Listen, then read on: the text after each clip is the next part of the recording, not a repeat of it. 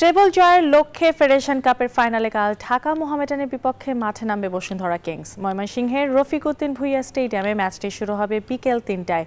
মাঠে নামার আগে কিংসের ফরওয়ার্ড রাকিব হোসেন জানালেন, ফাইনাল জিতে ট্রফি উঁচিয়ে ধরতে চান তিনি।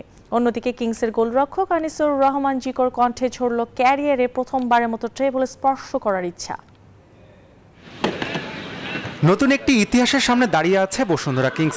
মৌসুমের শুরুতে স্বাধীনতা কাপের ট্রফি জয়ের পর কয়েকদিন আগেও লিগের শিরোপা ঘরে তুলেছে বাংলাদেশি জায়ান্টরা।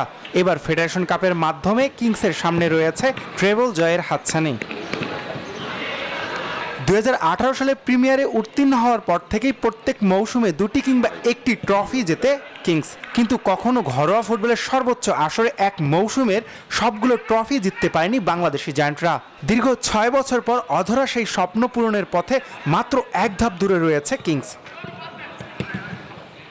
আরও একটি ফাইনাল, মাত্র একটি জয়, এরপর দেশের ঘরোয়া ফুটবলের নতুন একটি রেকর্ড স্পর্শ করবে কিংস। ফাইনাল ম্যাচটা আসলে সবার জন্য একটা ইম্পর্টেন্ট ম্যাচ। ওরাও চাইবে জিততে, আমরাও চাইবো জিততে, তো যারা মাঠে ভালো খেলবে তারা জিততে পারবে আর কি। দেশের পেশাদার ফুটবলে আগমনের পর থেকেই শেখ রাসেলই একমাত্র দল যারা ট্রেবল জেতার কৃতিত্ব অর্জন করেছে 2012-13 মৌসুমে।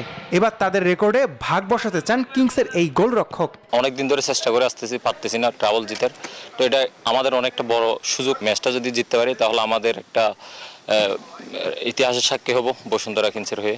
2019 সাল থেকে কিংসের গোলকিপিং কোচের দায়িত্ব পালন করে আসছেন নুরুজ্জামান নয়ন।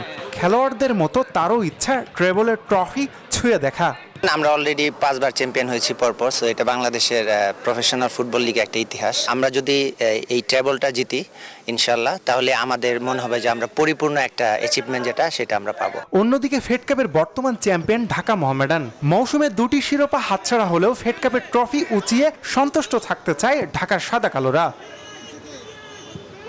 আসমাউল মোত্তাকিন, নিউজ 24, ঢাকা।